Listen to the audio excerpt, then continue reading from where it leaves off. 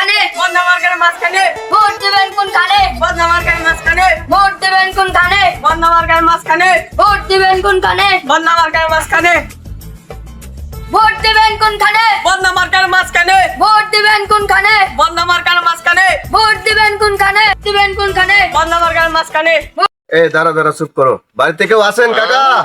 হ্যাঁ আচ্ছা তো আমি এই বদনা মার্কা নিয়ে নির্বাচন করতেছি। আমাকে বদনা মার্কায় ভোট দিয়ে ইলেকশনে জয়যুক্ত করবেন। আমি আপনাদের পাশে থাকার চেষ্টা করব। আচ্ছা ভোট দিব। দেবেন কোনখানে? বদনা মার্কার মাঝখানে। বড় ভাই, আমি নির্বাচনে দাঁড়াইছি, বদনা মার্কায় ভোট দিবেন, দিয়ে আমাকে জয়যুক্ত করবেন। আমি যেন গরিব দুঃখী মানুষের পাশে দাঁড়াতে পারি।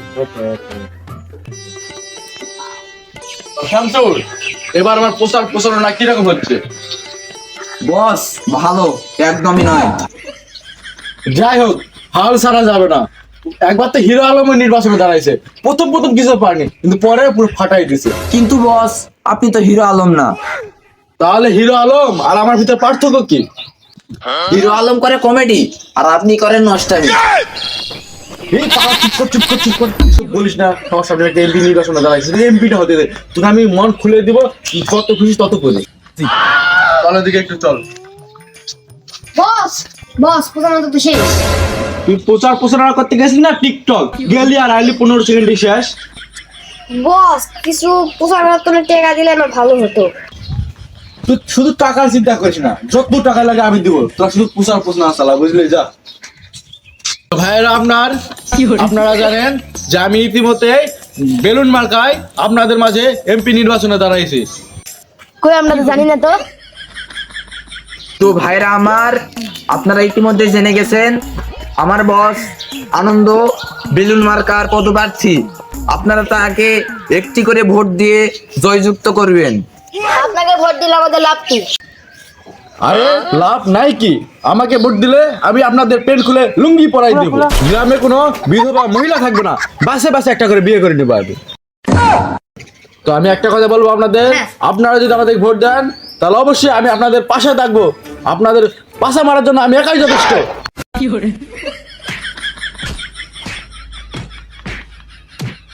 বন্ধুরা, আপনারা জানেন আমাদের বিধান দাদা বদনা পদপ্রার্থী নিয়ে এমপিতে যোগদান করেছে। আপনারা অনেকেই জানেন ইতিমধ্যে আমি বদনা মার্কা নিয়ে নির্বাচন করতেছি, এমপি নির্বাচন। আমাকে বদনা মার্কায় ভোট দিয়ে আমাকে নির্বাচনে জয়যুক্ত করবেন।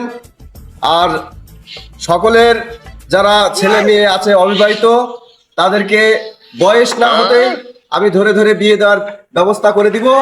আর যাদের ইটার বাড়ি আছে তাদের ইটার বাড়ি তুলে দিয়ে আমি মাটির ভালো করে বাড়ি তৈরি করে দেওয়ার চেষ্টা করব।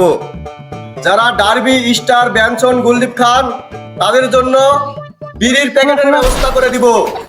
এই বলে আমার সংকীর্ণ বক্তব্য এখানেই সমাপ্ত করলাম।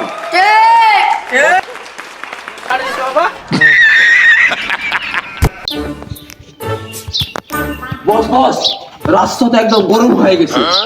তাহলে জল ঢালে ঠান্ডা করে দে। বস এবার কেন মনে হয় না আপনার জেতার সম্ভাবনা আছে, কারণ বদনা মার্কা একদম পুরো তোলপাড় তুলে দিছে। তাতে কি হয়েছে? এসব প্রচারণা চালা বেশি যাবে না। এক কাজ কর, টাকা দে, ভোট কিনে নে, যা।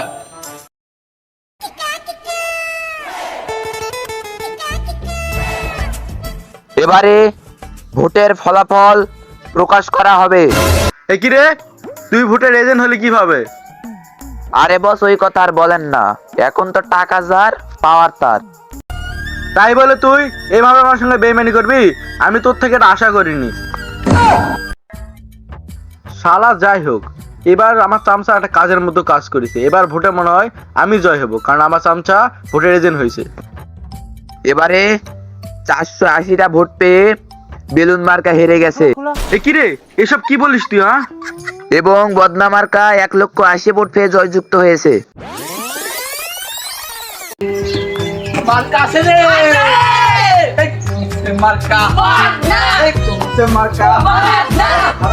আরে বস, আপনি তো ভোটে বিজয়ী হয়ে গেছেন। সত্যি নাকি আমি জয়ী হয়েছি?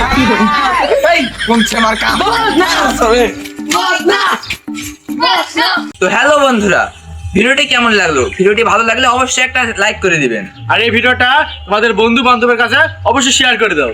আর নতুন হয়ে থাকলে চ্যানেলটিতে সাবস্ক্রাইব করে দিবেন। আর এই ভিডিওটা শুধুমাত্র মজার জন্য বানাইছি, এখানে রাজনীতি কোনো বিষয়ে শুরু করে দেখা হয়নি। তো ভিডিওটি শুধুমাত্র মজা হিসাবে নেবেন, সিরিয়াস হিসাবে নেবেন না।